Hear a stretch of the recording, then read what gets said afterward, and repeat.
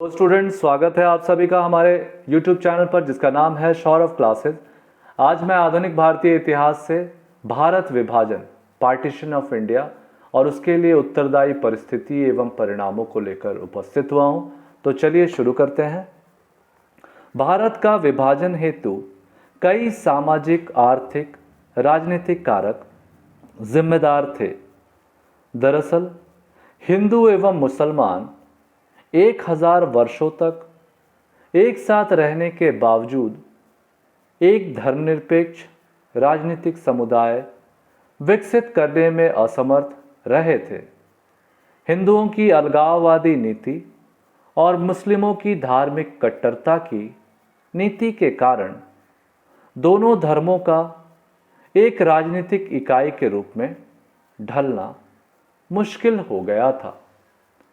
कांग्रेस की स्थापना के साथ ही एक नए युग की शुरुआत हुई। प्रथम में कांग्रेस ने नरम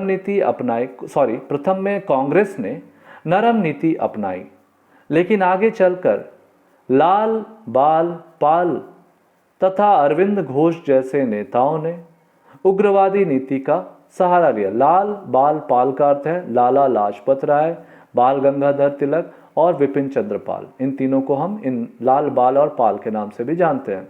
ठीक है, आगे चलते हैं।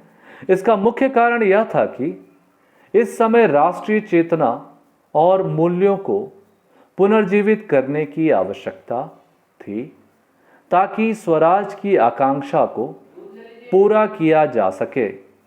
इन नेताओं ने प्राचीन मूल्यों, धर्म, प्रादेशिक अंधभक्ति के आधार पर नारे गढ़े ताकि प्राचीन परंपरा और संस्कृति के गौरव में भारतीय जनता का विश्वास फिर से पैदा हो सके।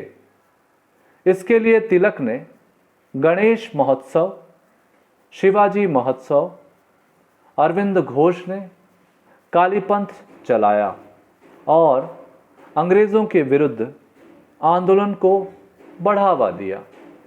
लेकिन इसके साथ ही अलगाववाद की प्रवृत्तियों को भी बढ़ावा मिला, क्योंकि राष्ट्रीय गौरव की तुलना में धार्मिक गौरव को प्राथमिकता दी गई।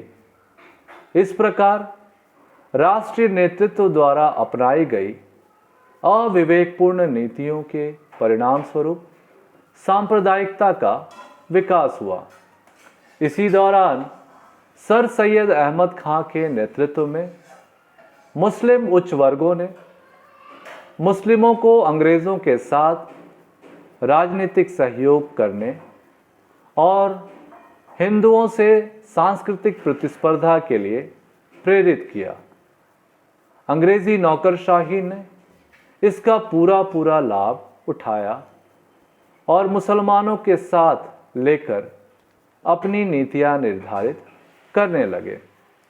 अंग्रेज़ों ने महसूस किया कि भारत में मध्यम वर्ग में अंग्रेज़ों के विरुद्ध चेतना बढ़ती जा रही थी। इस राष्ट्रीयता को रोकने के लिए उन्हें मुसलमानों का इस्तेमाल किया। उन्होंने मुसलमानों के लिए पृथक निर्वाचन मंडल स्थापना किया। इस व्यवस्था के कारण हिंदू मुस्लिम मध्यम वर्ग में स्पर्धा की एक नई धारा बनी। 1919 से 37 के दौरान ब्रिटिशों के विरुद्ध अनेक उग्रवादी आंदोलन चले, मगर इस दौर में व्यापक सांप्रदायिक दंगे भी हुए। अंबेडकर ने इसे गृहयुद्ध की संज्ञा दी।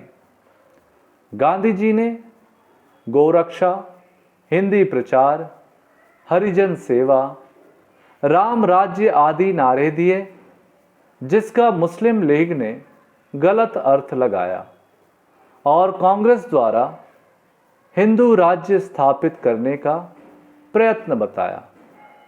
कांग्रेस के अन्य नेताओं लाला लाजपत राय, मदन मोहन मालवीय आदि कांग्रेस के साथ हिंदू सांप्रदायिक संस्थानों जैसे हिंदू महासभा, आर्य समाज, आदि के भी नेता थे। इस प्रकार की गतिविधियों से मुसलमानों के विश्वास को बढ़ावा मिला और वे हिंदुओं को संदेह की दृष्टि से देखने लगे। 1937 के चुनाव में हिंदू बाहुल्य क्षेत्रों की अधिक सीटों पर मुस्लिम लीग की विजय हुई। यद्यपि मुस्लिम बाहुल्य क्षेत्रों में सीटें कम मिली, किंतु इससे कांग्रेस को बहुत धक्का लगा और नेहरू के नेतृत्व में स्थिति को संभालने की कोशिश की गई।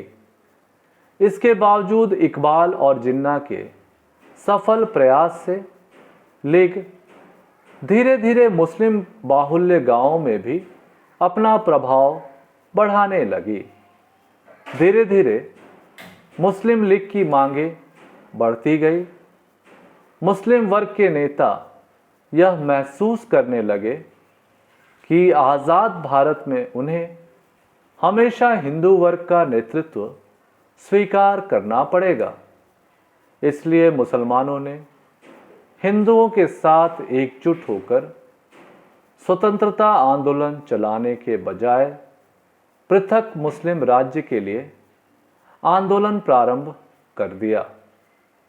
उत्तर पश्चिम भौगोलिक स्थिति ने भी पृथक मुस्लिम राज्य बनाने में सहायता दी, क्योंकि सिंध, बलूचिस्तान, पंजाब, कश्मीर आदि में मुसलमानों की बाहुल्यता थी। ये प्रदेश एक दूसरे से सटा हुआ था। इसी कारण इकबाल और रहमत अली ने सबसे पहले अलग मुस्लिम राज्य का प्रस्ताव रखा और उत्तर पश्चिम क्षेत्र को पाकिस्तान बनाने की बात सोची। इन्हीं स्थितियों में मुसलमानों ने अलग राज्य बनाने का प्रस्ताव सितंबर 1940 को मुस्लिम लीग के लाहौर अधिवेशन में पास किया। इधर क्रिप्स मिशन योजना भी स्वीकार कर ली गई। यदि ब्रिटिश सरकार का कोई राज्य यदि भारतीय गणराज्य से अलग होना चाहते हैं तो वह इसकी स्वतंत्रता होगी। लॉर्ड माउंटबेटन ने सभी दलों के नेताओं से वार्ता करने के बाद 3 जून 1947 को भारत के विभाजन की घोषणा की। उसमें पंजाब, बंगाल के भी विभाजन पर विचार किया गया था, क्योंकि इन प्रांतों के सभी मुस्लिम दलों ने इसकी मांग की थी। इसके पश्चात 14 अगस्त 1947 को पाकिस्तान का सृजन हुआ और भारत 2 भागों में विभाजित हो गया। इस विभाजन के कारण लाखों लाख लोग अपने घरों से बेघर हो गए तथा कई लोगों की जानें भी गई। इस तरह से यह विषय पार्टीशन ऑफ इंडिया ये हमारा यहीं समाप्त होता है। आज के लिए बस इतना ही। धन्यवाद।